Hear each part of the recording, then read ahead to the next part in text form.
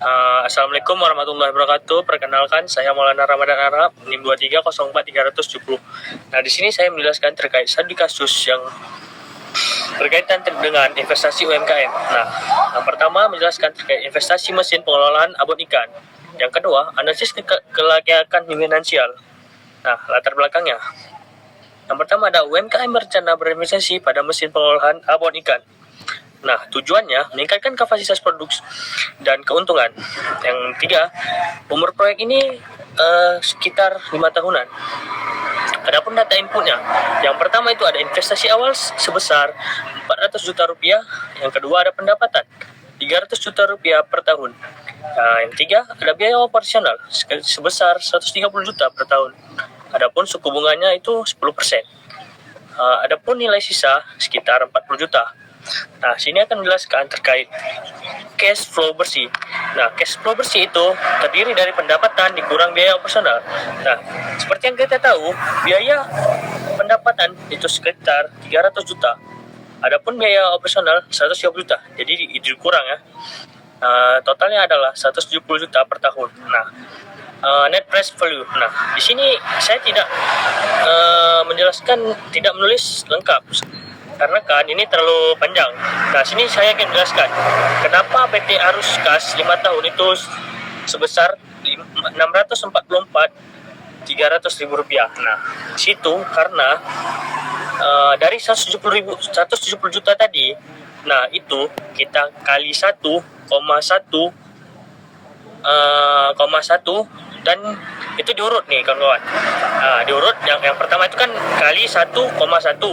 Nah, yang kedua itu ada kali 1,1 pangkat 2. Nah, seterusnya sampai 5.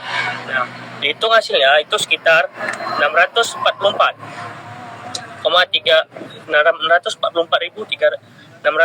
juta 300.000 rupiah. Adapun PV nilai sisa itu sekitar 24 juta 800.000 rupiah. Nah, adapun NPV 669 ini kan ditambah nih kawan-kawan nih. Nah, NPV ini dari arus kas 5 tahun ditambah nilai sisa ini jadinya lah segini 669 100.000 rupiah. Nah, itu dikurang lagi kawan-kawan nih. 400.000 itu dari mana? Nah, 400.000 itu dari mana tadi? Itu data kita 400.000 dari nilai sisa. Nah, nilai sisa itu kita kurang. Jadinya NPV-nya itu sekitar 269 juta 100.000 rupiah. Nah, itu lebih besar dari nol. Itu bisa kita sebut proyek ini layak gitu kawan-kawan. Nah, yang kedua selanjutnya ada internal rate of return atau IRR. IRR ini suku bunganya itu sekitar 10%. Nah, sini saya akan menjelaskan terkait internal rate of return. Nah, internal rate of return itu gimana sih cari dia? Nah, itu kita cari dulu, kita buat dulu investasi awalnya berapa, dibagi cash flow tahunan. Nah, kan kita udah tahu di jumlahnya berapa. Investasi awal itu sekitar 400 juta kalau nggak salah, dan cash flow tahunan itu sekitar 170 juta. Nah, setelah kita bagi, kita mendapatkan hasil nih 2,35. Nah, kenapa nggak 2,35 itu aja sih?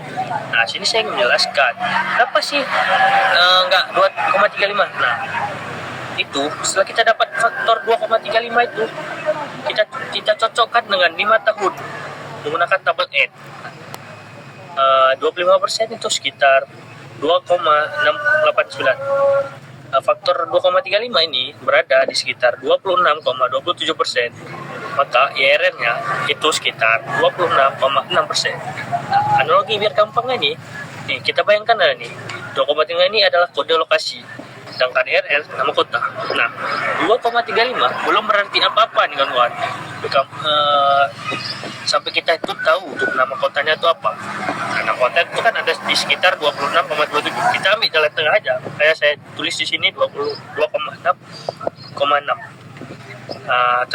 Terakhir terkait masalah net miss and payback product. Nah, net payback itu sekitar 1,67. Itu bisa kita katakan layak karena dia itu lebih besar dari 0. Nah, payback product itu sekitar 2,35 tahun. Nah, modal kembali relatif lebih cepat. Adapun kesimpulannya, proyek investasi layak dijalankan.